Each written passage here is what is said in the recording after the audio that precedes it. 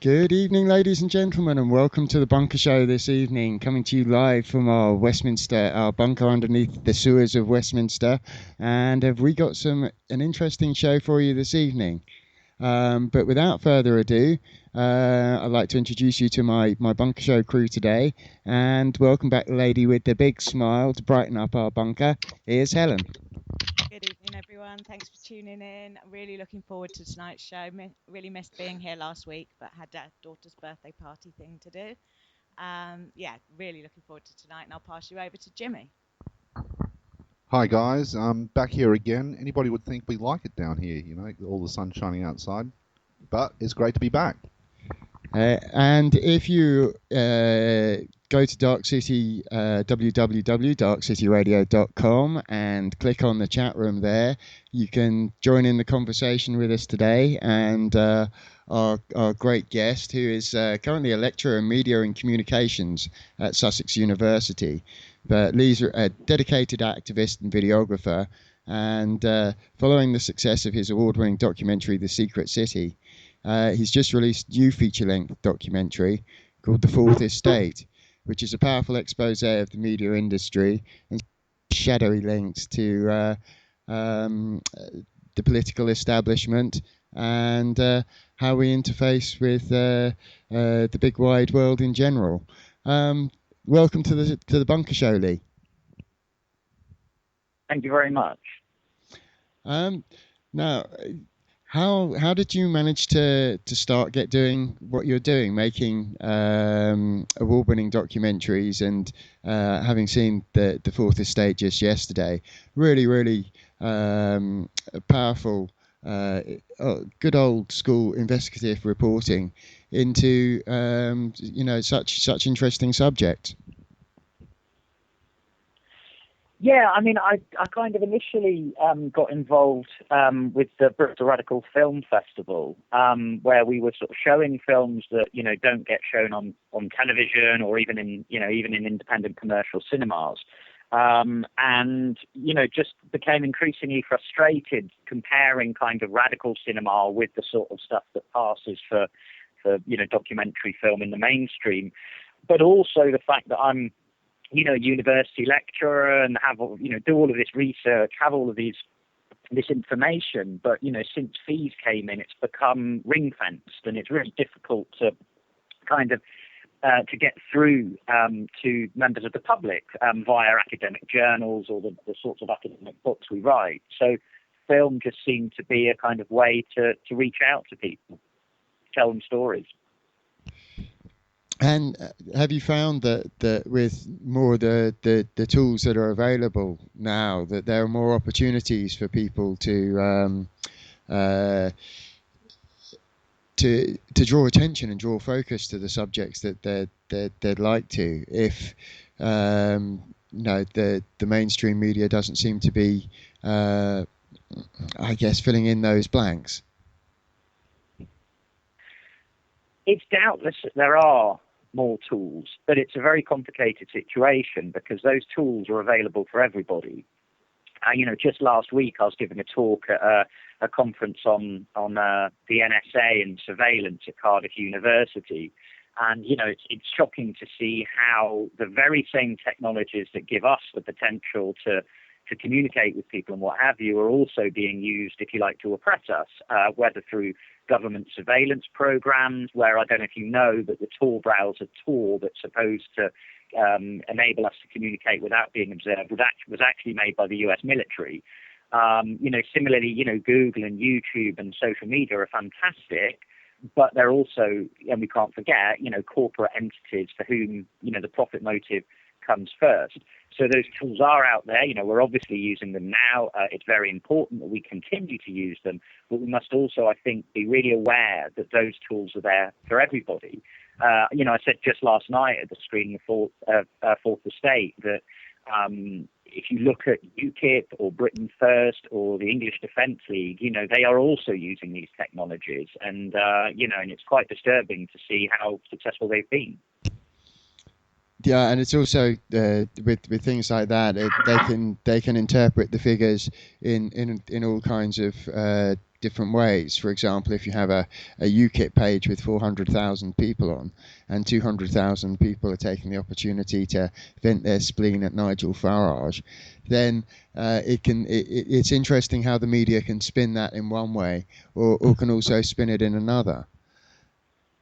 Um, uh, Yeah, absolutely. I mean, I think the large mainstream media are still there. That they haven't gone, they haven't disappeared. And they, if you like, what they do is they amplify what goes on elsewhere. And so if your message syncs with the concerns of, say, Richard Desmond at the Express, then that they will act as a platform for those ideas. And obviously, for those of us on the left, it's much more difficult to try to negotiate kind of a bigger public, if you like.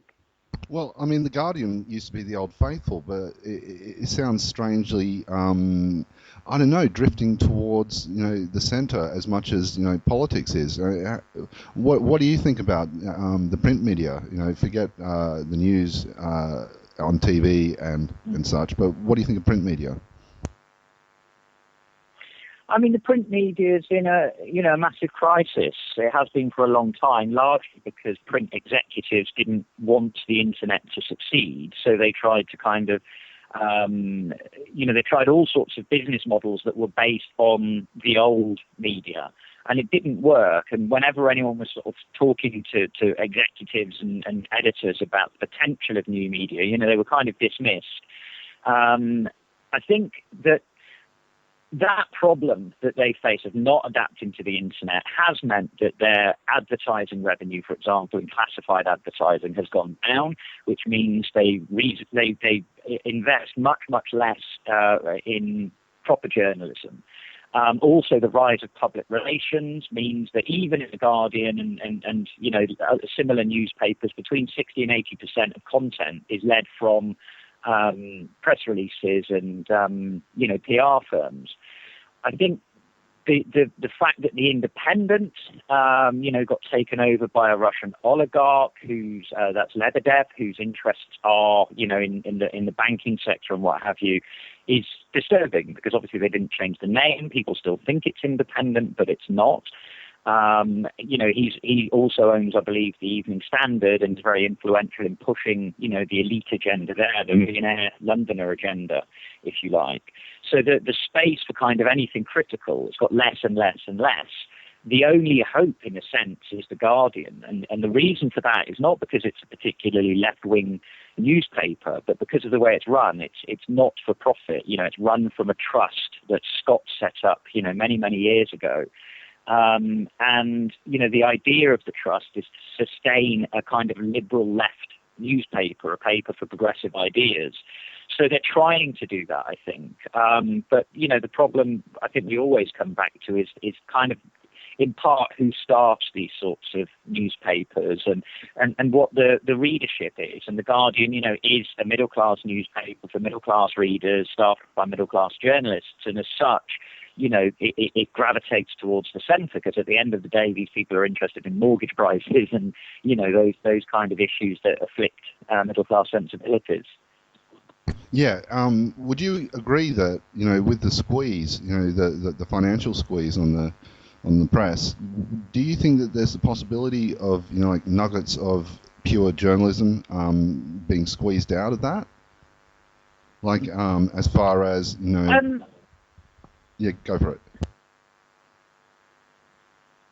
Yeah, I mean, I think these organisations are always contradictory, because even the likes of the Telegraph and the Times will let the odd bit of good journalism slip out. And I think we have to really think about the relationship between individual journalists, the owners and executives at a newspaper, the editorial staff, and the line of the newspapers. And if you're a young journalist starting out, you don't have any choice.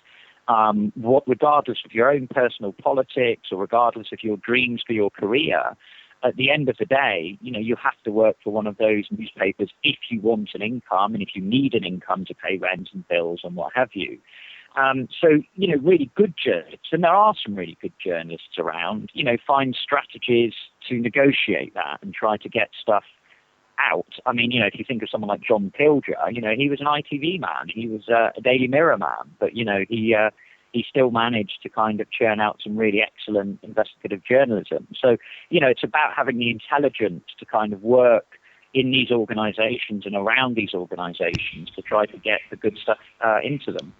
Do you think there'd be more people doing, contract journalism, having a story and selling it to publications per se, rather than being salaried by what used to be the Fleet Street newspapers?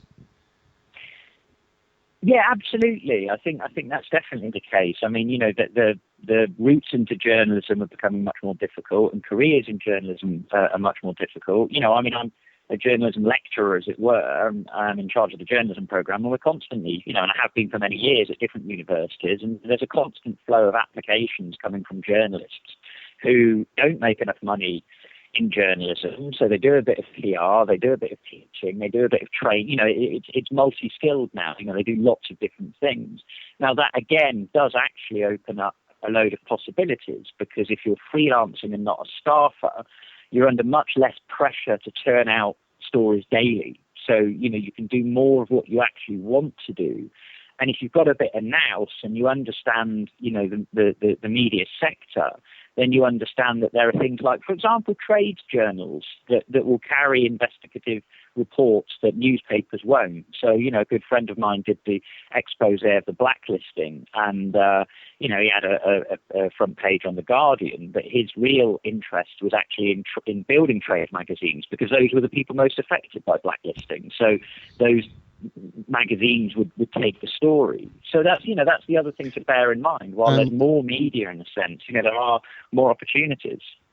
And that's a very important investigative report, because actually a large number of people who worked in the building trade, who, if they were complaining about lack of safety equipment or lack of proper tools or bad working practices, they would be blacklisted, and then they wouldn't be able to find any work in their trade again, or if they were a member of a trade union. And that was a system that was going on. So having the media there to shine a light on that practice, which is obviously going on, that the official bodies weren't picking up on, and the people that were perpetrating it were getting away with it. And I guess that kind of brings us to the demand for investigative journalism, as opposed to pictures of Cheryl Cole's latest wardrobe or such like, which to a large degree it can fill up a lot of newspapers and get a lot of column inches. And I don't know if it's just me, but that seems to be increasing over time, that there seems to be more of that banality in newspapers, and more of their headline slogans with billboards that shock and attract the attention, just to sustain the media, when actually news gathering and investigative reporting seems to be taking a real back seat. Well, I don't know about you guys. But Yeah, I mean... I don't know about you guys, but don't you feel that there's more of a question of the news becoming more like advertising, and vice versa, advertising becoming more like news? It seems like there's the fissure between truth and market forces is becoming very, very slim. What do you think? I mean, I think that no, you're absolutely right. I mean, there's a very clear line that's there now. I mean, I was speaking to somebody the other day who owns a pretty well-known culture and film magazine, and he told me outright. He said, we're an advertising platform for a certain company that I won't mention. They pay for most of our content, and that enables us to put in, bits and bobs of what we want to put in. But given, what the advertising industry is like now, that's pretty much the only way we can attract advertisers to fund the publication. So, I mean, Nick Davis writes about this wonderfully in Flat Earth News, and it's not a choice that individual editors make. It's a systemic process. And I think, there's also something to be said about, if you like, the state of the empire. As capitalism is becoming more unstable, as the risks that it's generating to our ecology, to the sustenance of a kind of productive system become more acute. So the possibility of some kind of reaction to those things increases. And, they choose the way of the Roman Empire. What is it? Bread and circuses. Feed them and keep them laughing, and hopefully, you'll quell their revolutionary ire. I think that story about the quality of news tells us something about the state of the society in which we live, and certainly about the process of capitalism. Yeah, in the way that towards the end of the Roman Empire, the gastronomic creators, chefs, and gladiators became superstars, and that was to, I guess, fulfill a void inside of them as the decadence of the empire crumbled around them. And to a large degree, it seems that, don't worry about people in being blown up in other places. There's X Factor on, and have you seen what so and so's wearing? And that's I think part of the dynamic, which in some ways is undermining. I mean, we've been talking about print media, but in terms of the general television and television news and the documentaries that are on television and the films and documentaries that are coming out outside of that, it seems that less people trust the dialogue that is being presented through the mainstream media. And do you feel that that's becoming apparent, not just in advertising revenues, but also in terms of viewing figures? I think in the first instance you made a false dichotomy. Actually, I should point out, which is people there's the wars going on and people watch X Factor instead. I think the wars are the entertainment for a lot of people. That's the really scary thing about wars is that they're packaged as part of the entertainment detail. There's very little difference between watching sort of coverage of what's going on in Afghanistan or Syria or Iraq and watching some Hollywood flick on TV. They borrow from each other in the way they represent war and, of course, hide the sheer brutality of it. But, I think, in terms of viewing figures, it's really difficult to say, actually. I mean, some time ago, around 1999, there was a very good report that had looked at the proportion of current affairs and news programming and found that it fell dramatically over the prior 20 years, something like 30%. But that said, with things like YouTube, those vehicles for screening documentaries and short informational films and what have you, we see there is a demand, actually. Some of the sort of critical documentaries that are online have millions of views. So there's something here about their actually, most people are decent. Most people are intelligent. Most people kind of get things. But there's a lot of fear about what it implies if you are to follow the critique all of the way through.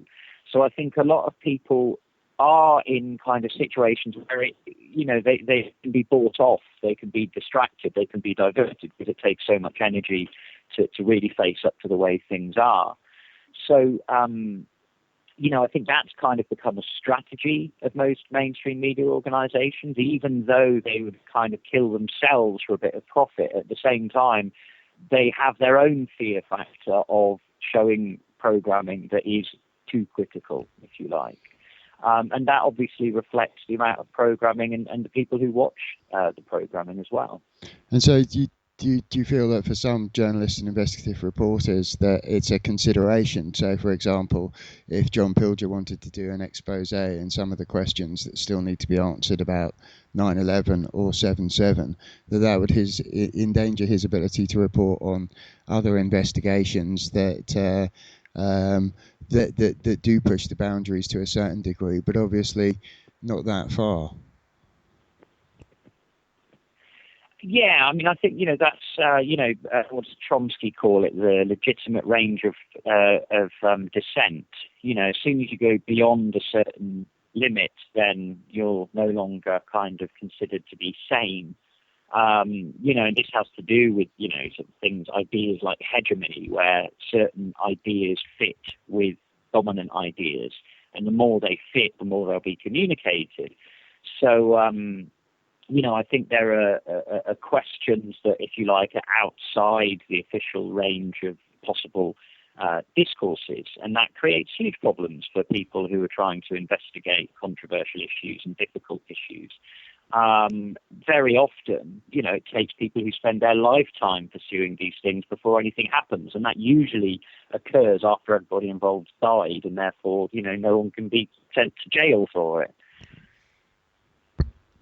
Yeah, and in terms of that, with that kind of, I guess, transparency, or that kind of uncomfortability of asking those type of questions, in the Secret City, you contacted and it's clearly shown on the film of people going into legitimate public positions in terms of the City of London Council, and the resistance that they faced, even though actually what they were doing was transparent and open, and seemingly very, very much in accordance with democratic processes and democratic philosophy. So do you think that is dissuasive for people to go and do that, both as, I guess, citizen journalists and as professional journalists?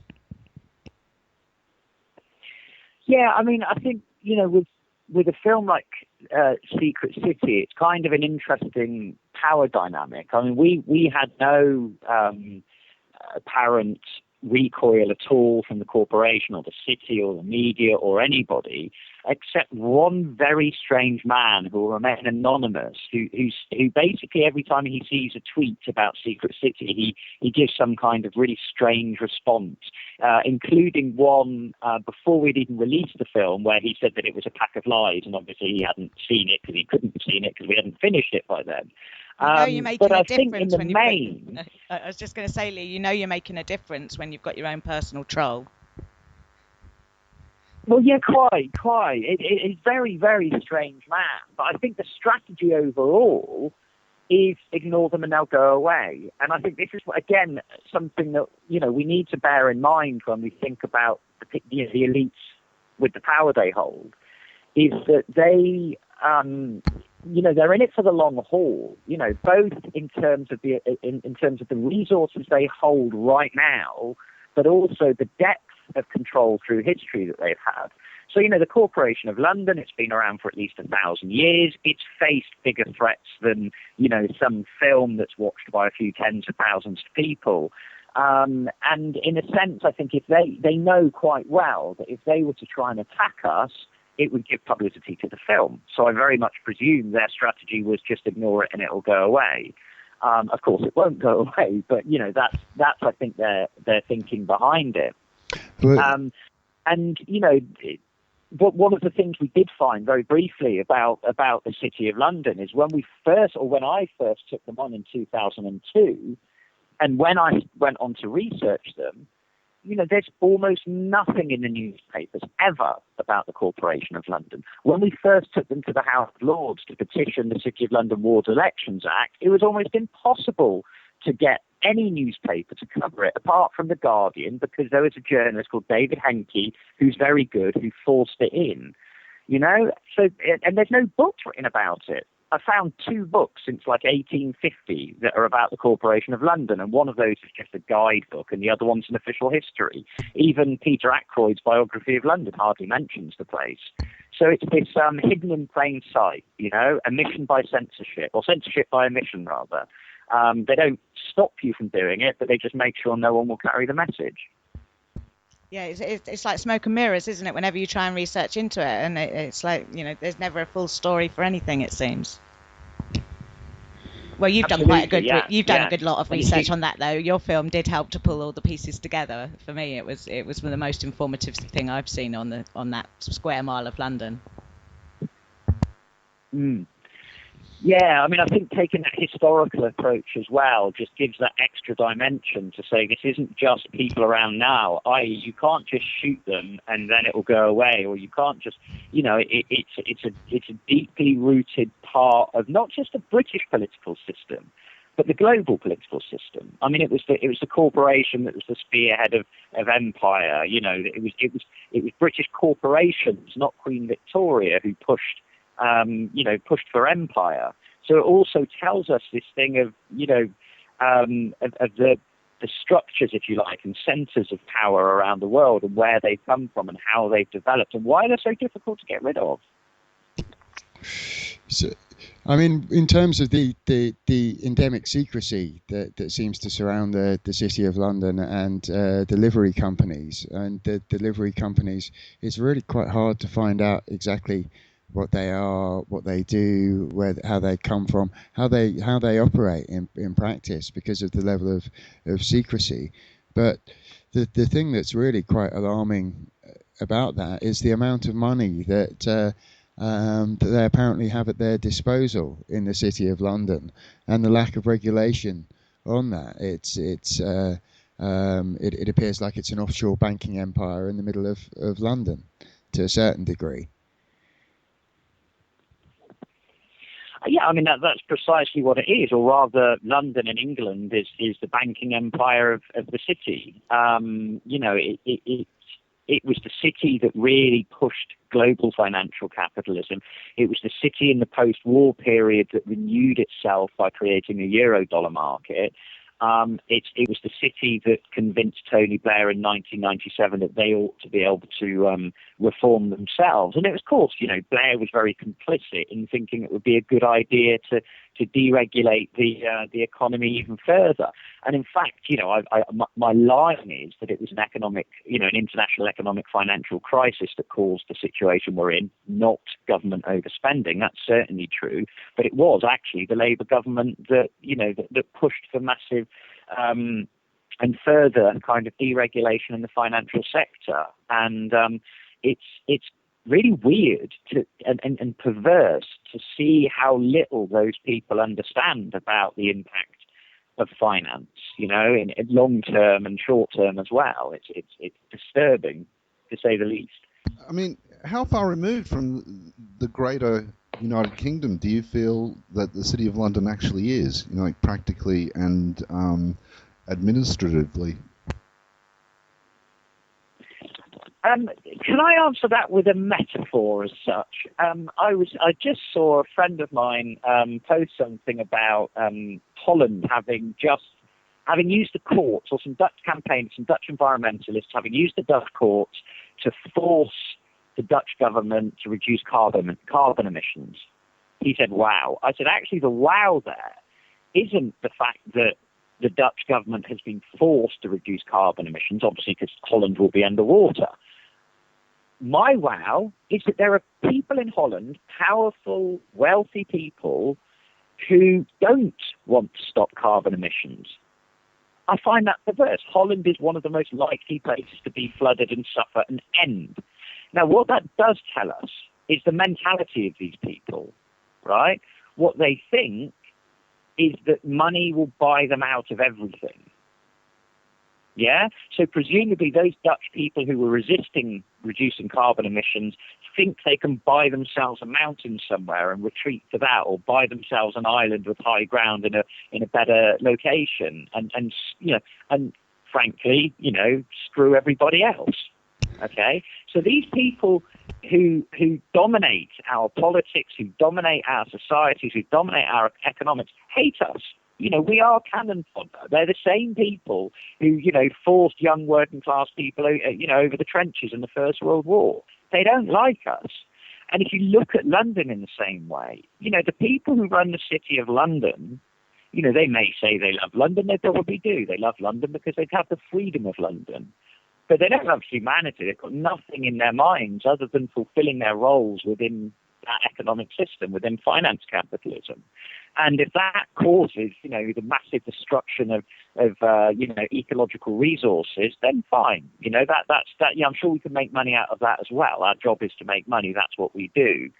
So I think that, in respect of the rest of not just England, but also the world and humanity, I think those financial centres are extraordinarily problematic. And yes, so distant that, we just simply don't matter to them.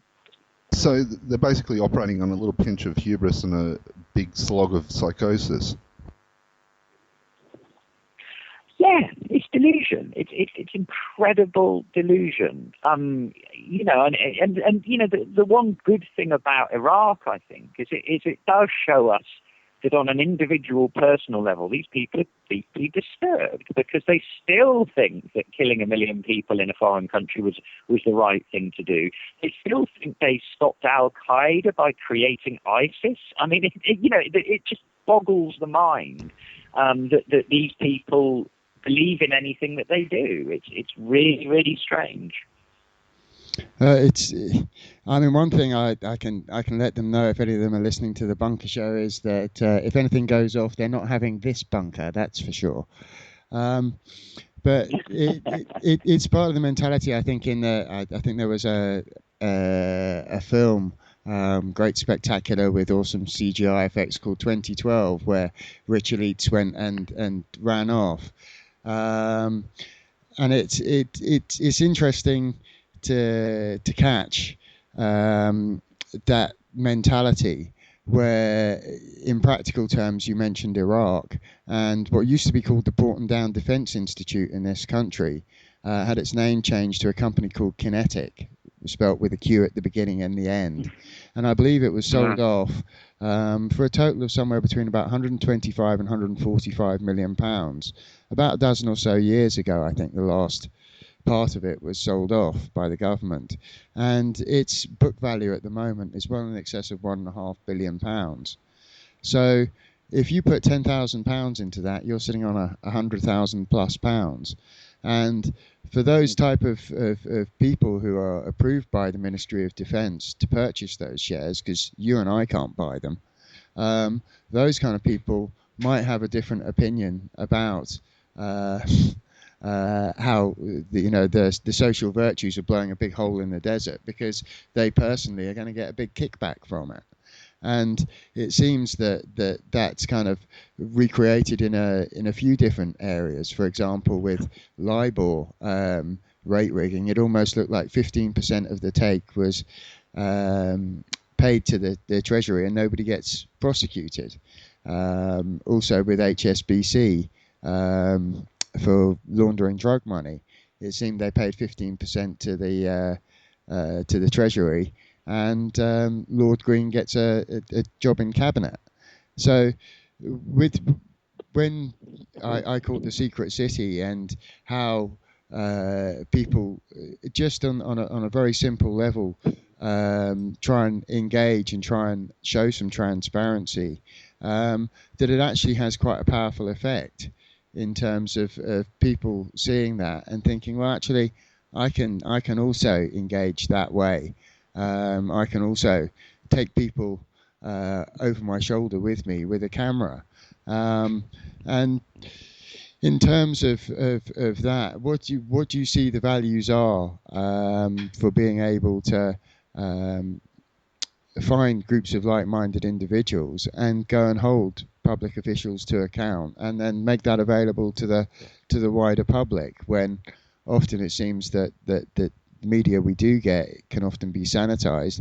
People will often appreciate the reality of a real situation and being invited along for it. Yeah, I think that, it's important, absolutely, for this information to get out there. But it's also, the reason I talk about history is because it's through history in which, like, the deepest beliefs are ingrained. Okay, now, when I screened Secret City in Italy, I was right down in the south of Italy, and at the end of the screening, I sort of said to them, because I spend a lot of time in Italy, so I know quite a bit about the place, and I said, thing about you Italians is you're absolutely obsessed with corruption. Like every second conversation I have with an Italian is about this corrupt politician, that corrupt politician, this corrupt business, that bribery deal, and so on. And I said, the thing is, we don't have corruption in England. I mean, I can't remember the last time I heard a kind of corruption scandal. Even parliamentary expenses was the expenses scandal. What we've got in this country, I said, is lobbying. Yeah. So when we look at these, what you've just described about the companies being sold off and, to certain people in certain ways, we look at the institutions of the Corporation of London and indeed the way Parliament works. These are all institutionalized forms of corruption. And so we don't call them corruption. We call, what do we call it when you pay a bribe in this country? We call it a bung. Yeah. Oh yeah, he got thrown a bung. That's a very different thing to that official took a bribe. It's only foreigners who take bribes. Yeah. It's only foreigners who are corrupt.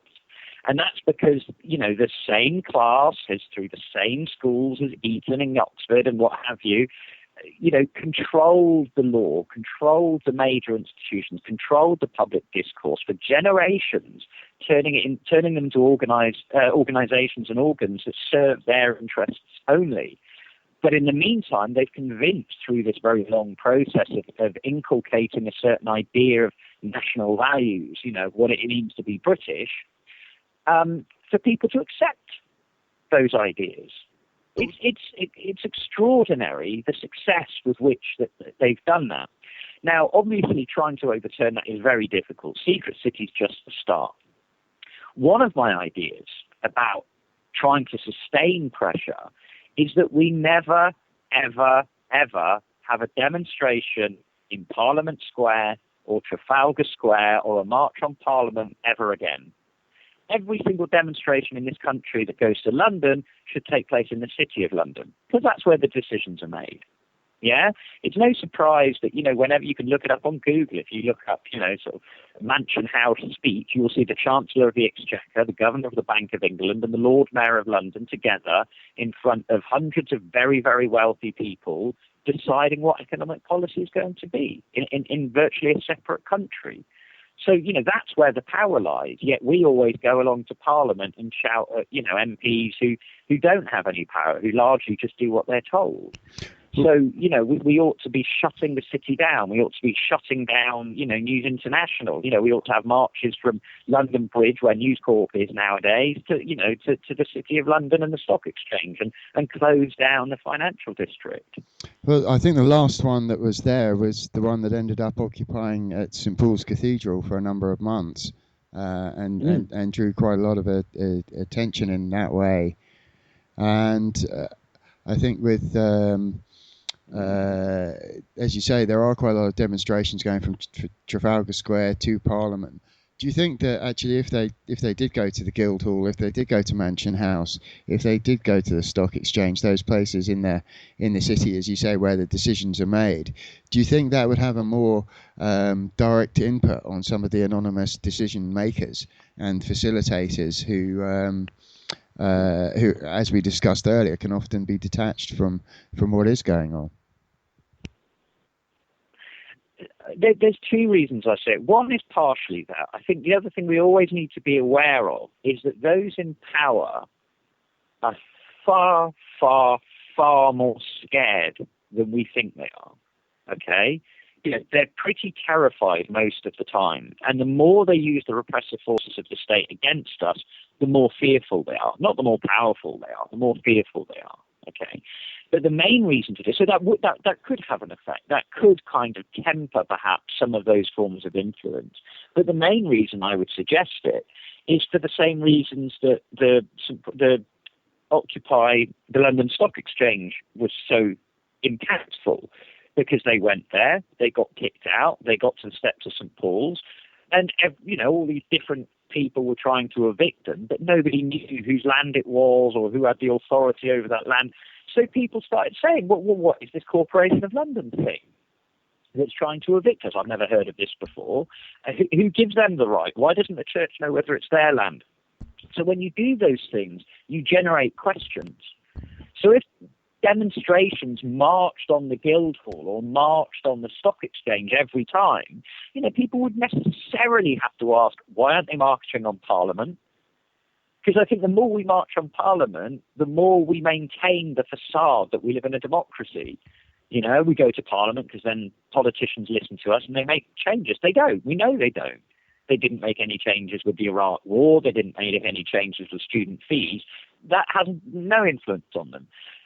But in terms of going to the city, people read in their newspapers that necessarily have to report every now and then, that there's been a demonstration. People will ask, why are they going to the city? Why don't they go to the politicians? And then the response has to be, because we don't live in a democracy, because the power is here, the decisions are made there.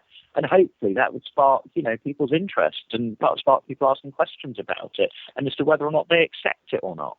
And it's interesting that when they are asked the questions, when they're asked to provide the evidence, of exactly what is going on, that what you mentioned before, what their response is force. If your only argument is to use force on people, not to let them ask their questions, there's not a lot backing it up. And I think you're right. It shows how scared they really are.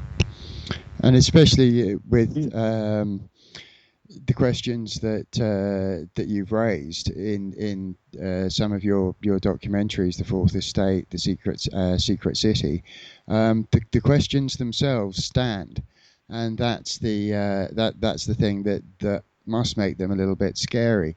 I mean, we put forward the philosophy that, or the idea that, in the 20th century, the revolutionaries' tools were the Kalashnikovs and the Molotovs. And in the 21st century, it's more like a Samsung or a Canon camera, and the questions that stand. And in terms of being able to focus that attention of demonstrations in the city and bringing the attention that actually, why are they allowed to leverage so much economic interest that they can sway the politicians, and the decisions are made through the City of London, which only appears to be getting worse through the TTIP negotiations that are still going on. So, do you think that if people pick out their questions and pick out the people who are in that office of responsibility, that through those means today, that people can find those acupuncture points that and raise the attention on them, that the mainstream has to respond to that pressure? I mean, I think, my approach to anything is by all means necessary, so whatever is, people are doing to try to make a difference, to try and raise attention, to try and find those weak spots, I absolutely support. I think that in the UK we face a very particular problem, which is that, we are, if you like, the hub of the empire of capitalism. So the resources to protect the interests in that are deployed with much more vigor than they are, say, in Spain and Greece at the moment. I think that's always been the case with Britain in Europe because of its historical role. I think also, there's something, I've been racking my brains about this for years now, about when, the German universities, German fees are raised in universities, and then also in Montreal and in Chile. They stay out for months upon months upon months to fight these fights. The worrying thing here is there seems to be only ever enough stamina for one day or, maybe a week of occupation or something. And even then with dwindling numbers. I think also we've got a tradition in this country of founding as many political organizations as there are political viewpoints, and obviously in such small numbers of membership, but in such large numbers of organization, I don't think they're strategically effective. So, I think we do have to think about how we resist things. So, for example, Saturday's demo, people would have just sat down, not on the grass in Parliament Square, but in the City of London, and prevented Monday's traders from doing their work, as the Occupy lot tried to do. That would be effective, but we just don't seem to find the right numbers of people to turn out and to undertake such activity for sustained amounts of time. And I think that's our acupuncture point, our weak spot. And in terms of smaller nations like Iceland, which has enough sort of regional community and local community and a smaller population to be able to hold people to account and jail bankers. And it's interesting to look at the situation in Greece at the moment, where they have about 10 times the population of Iceland, but again have a certain amount more of that Mediterranean style community cohesion. Do you think that's part of something that in the UK, the dynamic that we have? Because as we covered a little bit earlier, some of the press can be quite divisive in this country in terms of if you take your conversation outside the mainstream dynamic. But do you think that Greece will stand more of a chance to hold people to account like Iceland does? And do you think that's partly to do with being able to build local communities and regional communities that are all pushing in the right way and communicating with each other using some of the tools that we spoke about earlier? Doubtless. I mean, I think that I think one of the things that, again, we always go back to in Britain is the enclosures, the fact that people were thrown off. I mean, this is where I get really angry with the likes of UKIP and Conservatives, that the greatest threat to, populations in this country has been the ruling class. They're the ones who kicked ordinary people off the land and sent them into cities to work in factories. Uprooting them from their traditional communities, severing them from their families and those bonds that, familiarity that people have that are a resource of strength. Now, there's some suggestion by Marx that working class solidarity would replace that and become the motor for change. But that, the capitalism responded to that basically, and the capitalists read Marx and kind of strategically understood what they would need to do to prevent that happening. If you contrast, the likes of Greece and Italy and Spain, where the more traditional forms of association weren't smashed up in the way they were in Britain, it goes some way to explaining perhaps why forms of solidarity are able to emerge and be sustained there. I think that face-to-face culture is really important. The community-based culture is really important. I think that's something we've got to really try to build here. And it's unfortunate, society and community and family have got a kind of bad name, as right-wing things here, when, I don't think there's anything wrong with them in terms of forming kind of the sorts of solidarity we need to fend off the bankers and the like. And do you think that's possible to, as I said, to use some of the tools that are available in terms of, Canon cameras and Samsung films and YouTubes and, some of the ways in which you've taken things and brought them to life and brought them to a wider audience? Yeah, I think so. I mean, whenever we whenever we screen one of the films, we try to do it with a local community group, and it's really nice because that way, you get people sat in a room together, looking at each other, going, "Oh my God, there are other people like me, and this guy's coming here to show this film, and he seems to be like me, and he says he's from Brighton, and they've got all of this sort of stuff going on in Brighton, and was in Bristol before, and they've got it."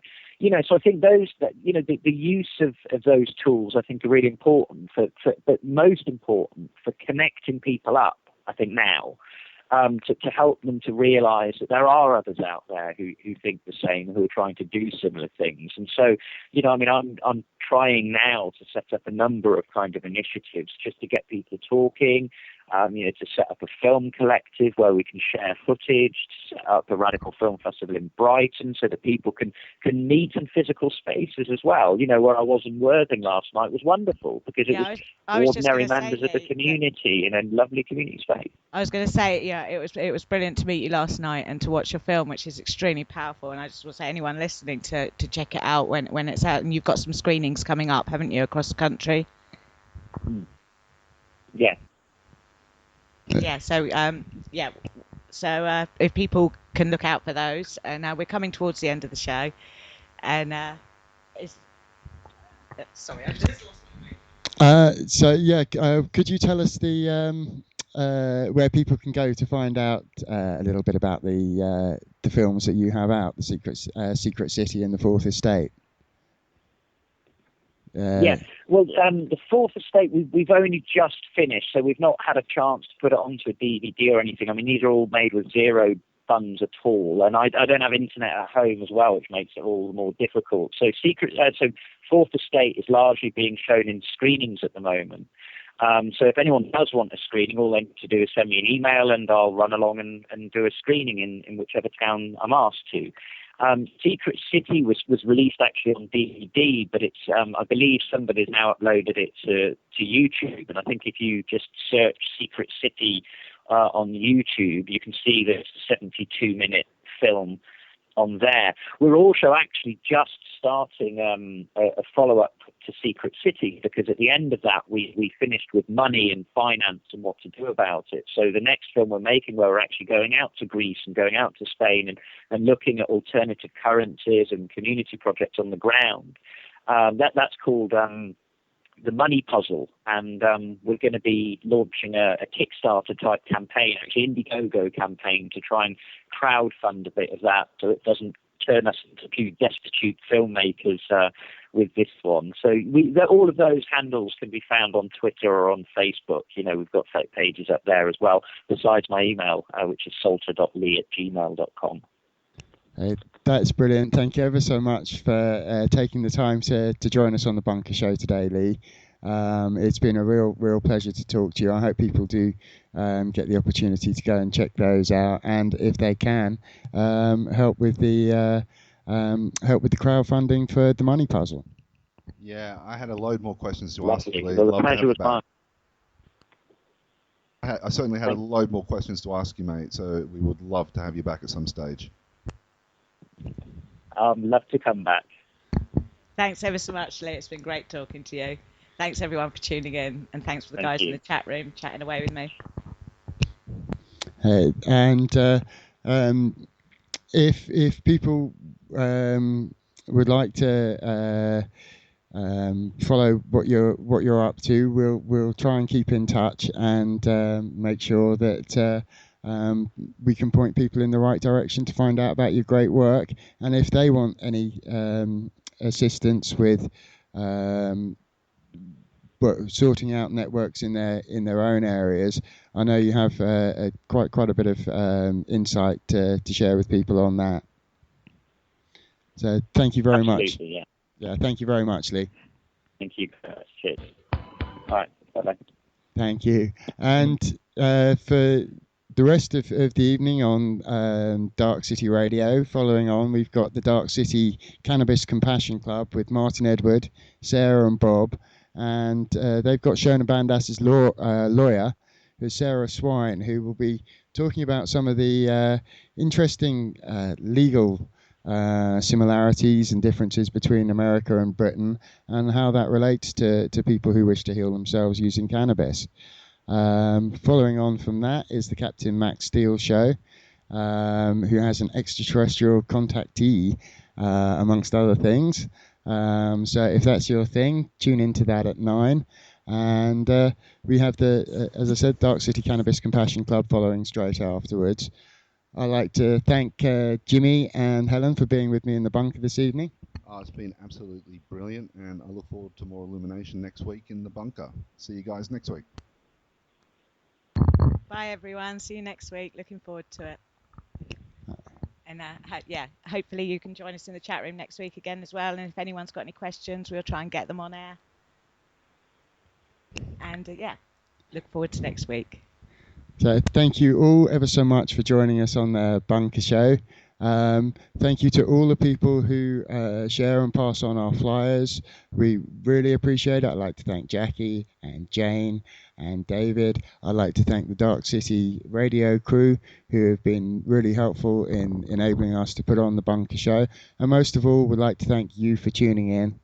And I just want to do a big shout out to Joel and Coriander Shepherd, who are leaving this isle to go and live in Spain tomorrow, who've been an enormous support and helped us getting this show off the ground. Thank you.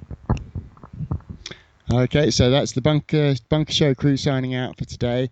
And thank you very much. And don't forget, tune in next week. Bye-bye.